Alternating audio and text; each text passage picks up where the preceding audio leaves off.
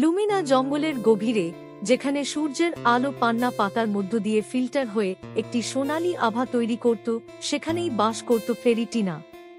টিনা ছিলেন সাধারণ এক পরী নন, তার পাখাগুলি হাজার রংধনুর মতো ঝিকিমিকি করত, আর তার হৃদয় ছিল মায়ে ভরা।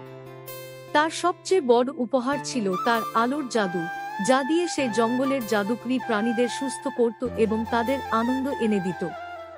এক সকালে যখন টিনা উজ্জ্বল ফুলের একটি গাছগোছায় যত্ন নিচ্ছিল, হালকা বাতাসে এক দুঃখময় ফিসফিসানি ভেসে এলো।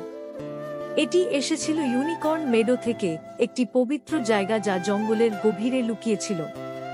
এই মেডোতেই বাস করত সেলেস্টিয়া, সেই ইউনিকর্ন যার শিং থেকে খাঁটি আলোর জাদু ঝলমল করত। টিনা এক মুহূর্ত দেরি করল না।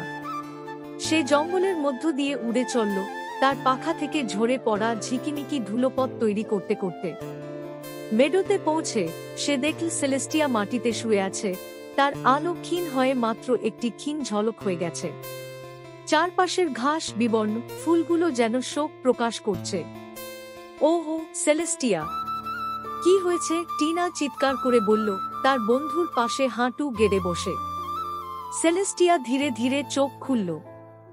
শ্যাডো ভেইল, এটি জঙ্গলে প্রবেশ করেছে, সে ফিসফিস করে বলল। তার অন্ধকার আমার আলো শুষে নিচ্ছে।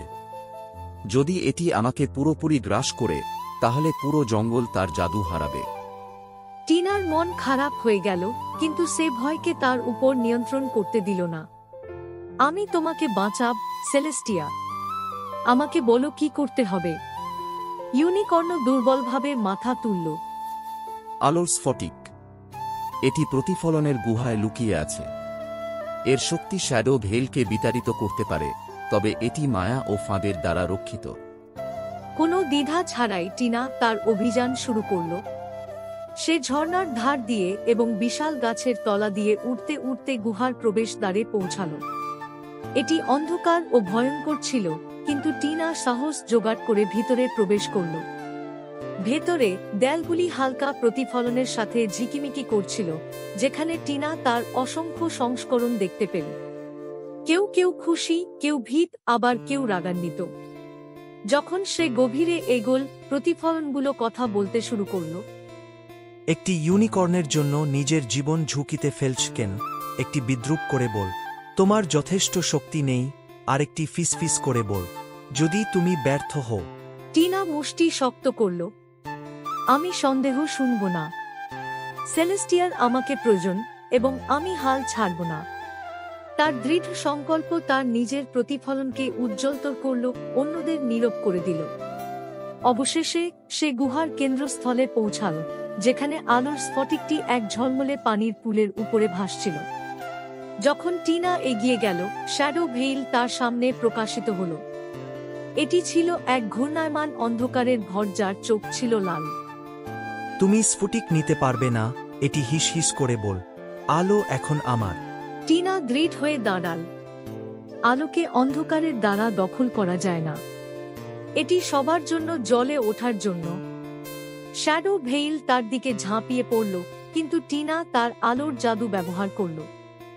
সে সেলেস্টিয়া এবং জঙ্গলের জন্য তার ভালোবাসা চ্যানেল করল। তার পাখা আগের চেয়ে উজ্জ্বল হয়ে উঠল। তার হাত থেকে খাঁটি আলোর এক রশ্মি বেরিয়ে এসে শ্যাডো ভেইলকে আঘাত করল। এটি আর্তনাদ করে গলে গেল। অন্ধকার চলে যাওয়ার পর টিনা স্ফটিকটি হাতে তুলে নিল। এটি উষ্ণতায় কাঁপল, যেন তার সাহসের জন্য তাকে ধন্যবাদ জানাচ্ছে। সে উড়ে মেডোতে ফিরে এল, যেখানে সেলেস্টিয়া অপেক্ষা করছিল। টিনা স্ফটিকটি সেলেস্টিয়ার শিংয়ের কাছে রাখল, আর এর আলো ইউনিকর্নটিকে ঘিরে ফেলল। ধীরে ধীরে তার ঝলক আরো উজ্জ্বল ও শক্তিশালী হয়ে উঠল। মেডোটি প্রাণে ভরে উঠল, আর জঙ্গলের জাদু পুনরুদ্ধার হল। ধন্যবাদ টিনা, সেলেস্টিয়া বলল, তার কণ্ঠস্বর একটি সুরের মতো। তোমার সাহস আর আলো আমাদের সবাইকে বাঁচিয়েছে। টিনা হাসল, তার হৃদয় আনন্দে ভরা। যখন আমরা আমাদের ভালোবাসার জন্য লড়াই করি, তখন আমাদের ভেতরের আলো সবচেয়ে শক্তিশালী হয়। সেই দিন থেকে টিনা এবং সেলেস্টিয়া লুমিনা জঙ্গলের রক্ষক হয়ে উঠল, তাদের বন্ধুত্ব, সাহস এবং আলোর শক্তির এক উজ্জ্বল উদাহরণ।